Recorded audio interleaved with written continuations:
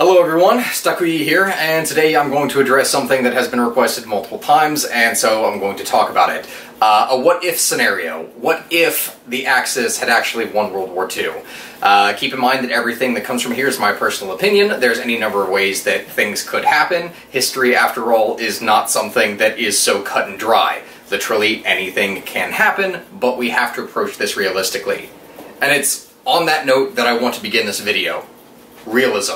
In order for the Axis to have won the war, that means that you're going to need a lot of different factors going in the first place. You can't just look at, oh, what would it look like if they had, but how would you get there in the first place? And to do that, we're going to need to consider a number of factors. First off, the United States can't really be involved in the war, at least not for any kind of extended period. There is the phrase that the war was won by American industry, British intelligence, and Soviet blood. And this really is true when you think about it in terms of the war, and where the most deaths were, where the money was coming from, where a lot of intelligence operations were occurring, etc.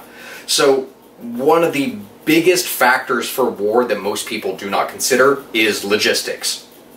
An army marches on its stomach, and an industrialized army marches on its stomach as well as its oil and finances.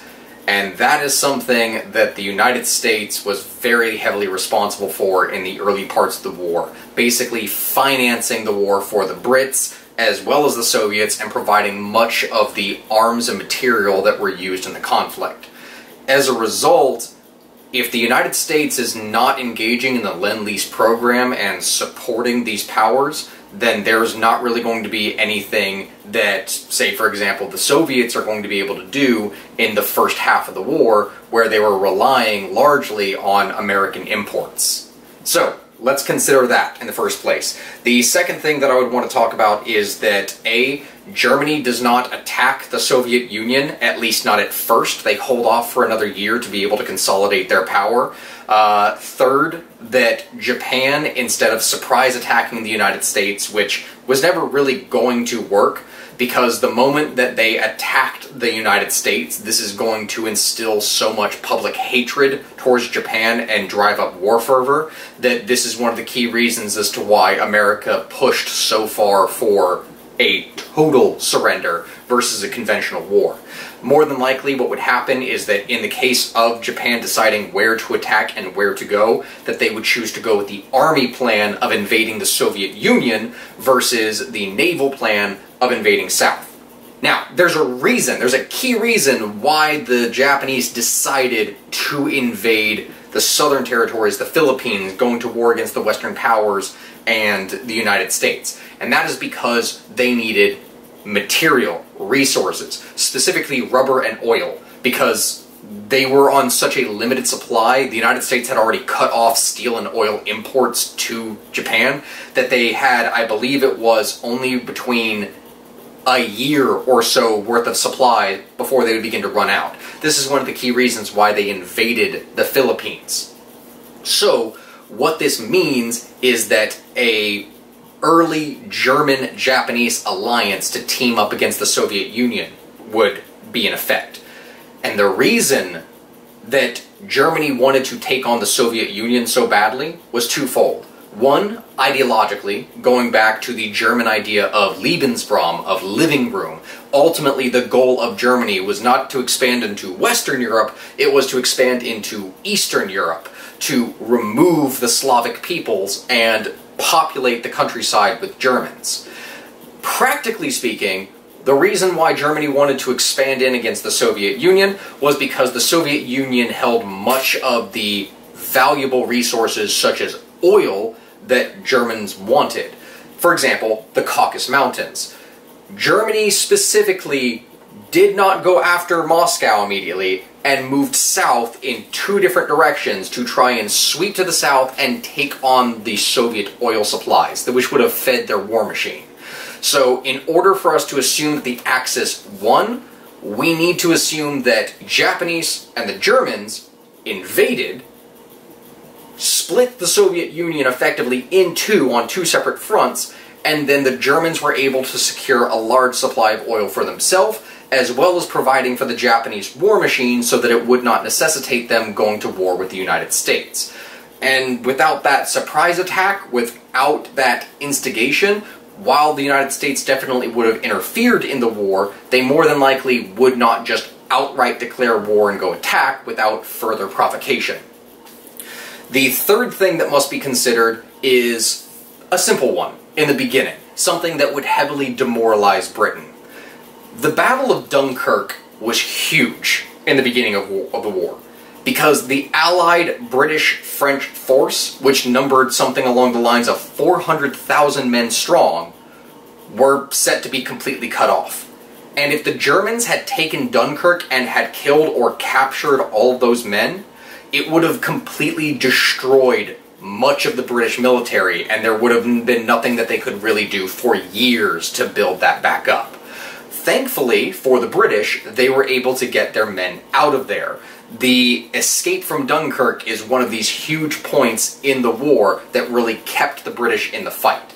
So what we need to assume is that A, the Germans did not halt their advance like they did for 3 days, which allowed the British to escape, and that they actually took them and captured these men, or killed them, which in turn would more than likely cause the Brits to eventually sue for either a non-aggression pact, some kind of peace to the conflict that would take them out of the war.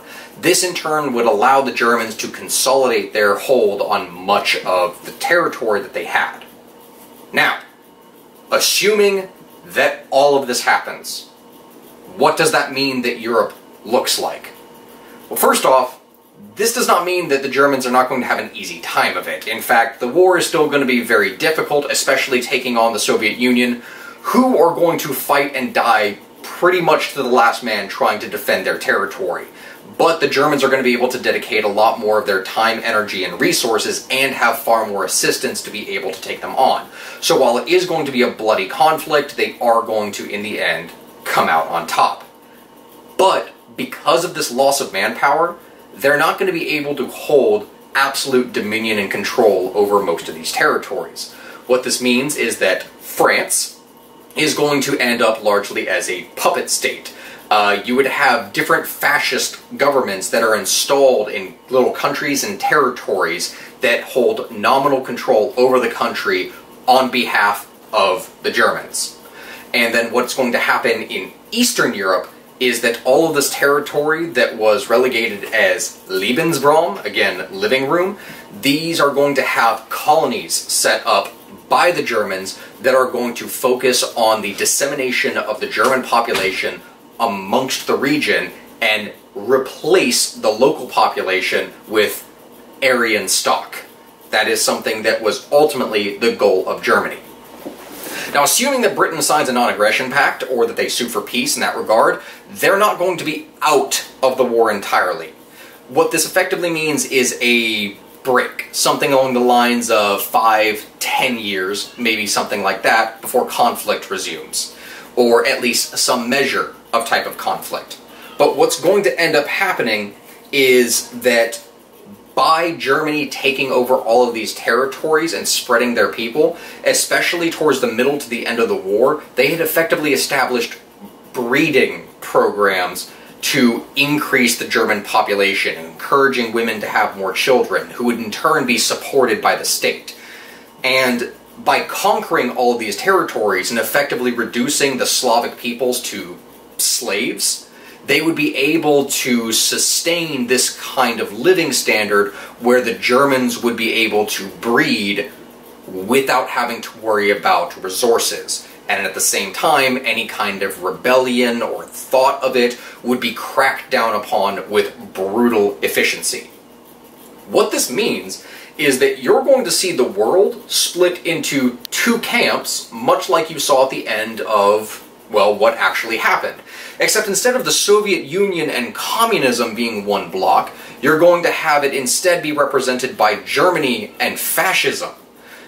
On the other hand, because the United States either did not go to war, or went into the war and then kind of pieced out along with Britain, did not engage in as long or severe of a conflict, this effectively means that you're going to have two superpowers remaining of the United States and Germany that are going to work on funding guerrilla forces against one another all across the globe. So you're going to see all these little fascist and democratic rebel movements that are going to pop up across the globe, even in Asia, where you have Japan dealing with, well, China, Indochina, all these other territories. And eventually, Japan may then choose to go to war with the other European powers and invade and take over the colonies. But this is not going to be something that they have to do immediately. Their preference at that point is going to be able to take on Britain and other territories.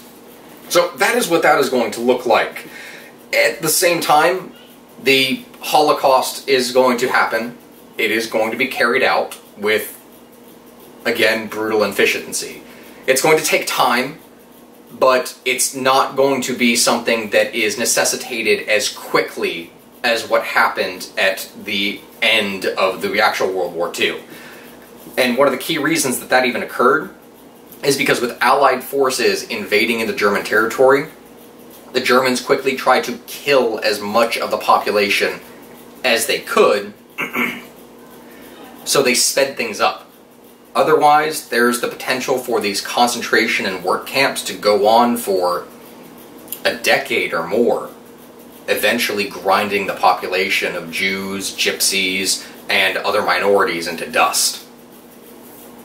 And as I said, this is going to end up resulting in a new type of Cold War, one in which fascism and capitalist democracy are competing against one another and sponsoring movements.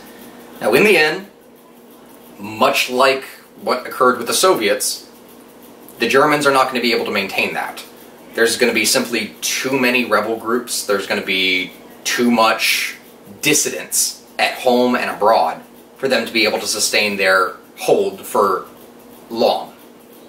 But this is something that could potentially go on for 30, 40, 50 years, much like we saw with the Soviet Union. And at least that is my take on it. If you all have any other ideas, if you think that this is something that could have actually worked out differently, or if you agree with what I think, do let me know. I actually love looking at these what-if scenarios and how they would actually play out. So tell me what it is that you think, and what it is that I should focus on next. Anyway, have a good rest of your day, and I'll see you all next time. Bye-bye.